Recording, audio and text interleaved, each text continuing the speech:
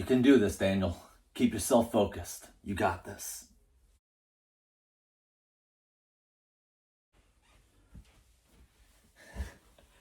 We have some really exciting news that we need to share with all of you. But first, we have to introduce ourselves. My name is Daniel the Big O, and this right here is my service dog, the Fluffy Poodle. That's right, Mr. Fluffy Bear.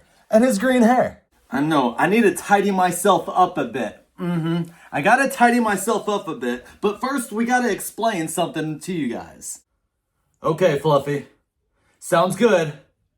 All right, the Fluffy Poodle said that I can go ahead and tell you the secret that we've been holding back from each and every one of you. You know that secret where this dog and I are gonna tell our story to some people that can actually really make a difference in the world. Ow, ow, ow, ow. Sorry, my arms don't work properly.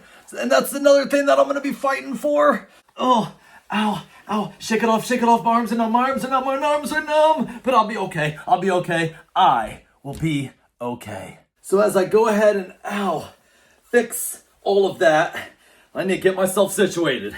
Shake it off like a salt shaker, gather myself, and let you all know what the secret that we've been holding back, the secret that's gonna make change for a lot of those Iraq, Afghanistan veterans and military personnel all around the world. Let me go ahead and tidy this up just a little bit more. Let me, there we go. Whew. Official announcement. Here we go, Fluffy. Official announcement.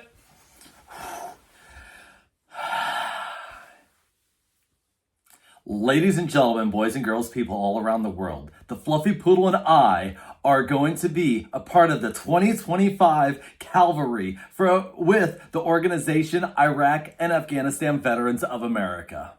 I want you to understand that my service dog right here and I are traveling all the way to Washington, D.C. to put on our glasses, to stand on Capitol Hill, be in front of anybody and everybody who is gonna hear our story, be an ear for our voice, and want to help make an impact in the world like the Fluffy Poodle and I do each and every day, along with all those supporters and people with the Iraq, Afghanistan Veterans of America. You see, while we're in Washington, D.C., we're going to be advocating for alternative therapies because we all know, and you guys seeing it firsthand and continue to see it firsthand on our channel, on how much of a struggle it is to get adequate health care and the benefits, those programs and benefits that are allotted to us veterans, we can't even access them half of the time. It's like we're constantly having to jump through hoops, and the embarrassment to prove that we're disabled, even though it's in the system, is unnecessary. We want to make sure the alternative therapies and the legislation is there and set in stone, and making sure that all veterans, past,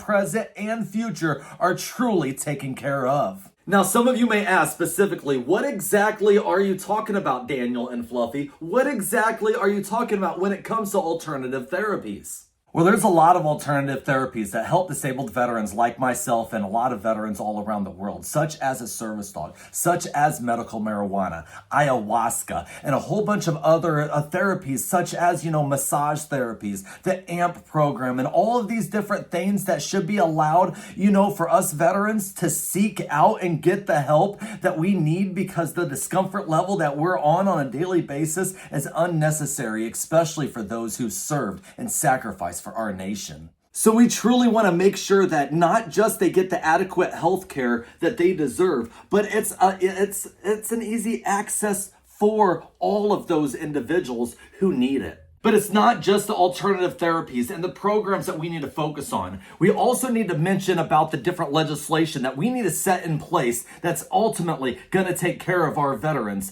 in the past, present, and in the future. Like those horror stories that we heard about those Vietnam veterans who never gotten taken care of? Or what about the Iraq and Afghanistan veterans who are still fighting for those benefits that they deserve? You see, I truly understand that a lot of us veterans don't even want to fight because we know that it may be a losing battle for some. But then there's some individuals like me who want to be a voice for all those individuals all around the world who don't want to tell their story and or are not ready to tell their story. You see, I am not some combat hero or anything. No, I got hurt on a training accident preparing my soldiers to go to Afghanistan. Now, I do suffer from things that happened when I was in the war in Iraq, but I'm not some combat hero. I'm not any of that. You see, when I was in the military, I was all about morale. My work and my mission was to boost the morale of soldiers all around the nation. I had to do what they did, boost their morale, and make sure they were nutritionally fed so they can complete a mission.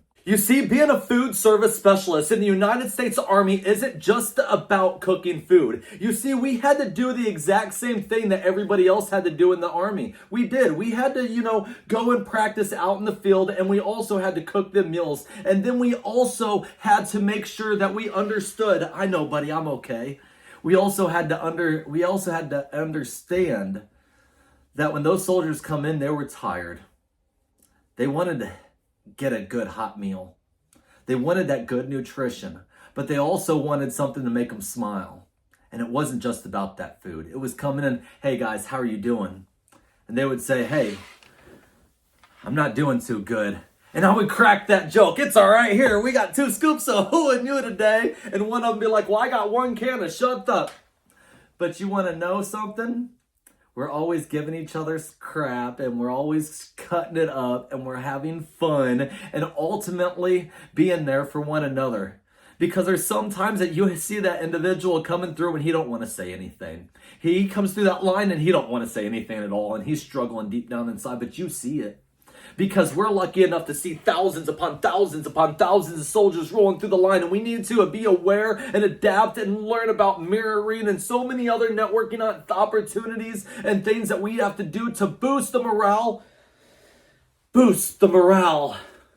of the soldiers. And that is my mission. That is my mission is to boost the morale of our veterans, our Iraq, Afghanistan veterans of America. Boost the morale by making sure that they are truly taken care of on the legislation and the alternative therapies. But not just those 2 things. There's also things like the allies in Afghanistan that we need to take care of. There's other things that the other different legislation with the VA healthcare system, with the other things, I'm not specialized in all the way, but the more that I learn about them, the more I'm going to be an advocate for them because I truly am on a stand. I'm on a stand with the Fluffy Poodle and I to be. Hold up. It kind of sounded like I was preaching a little bit, but let's go back to that. That sounded pretty cool. Because we stand to take care of the United States military and our veterans because we understand the purpose of it.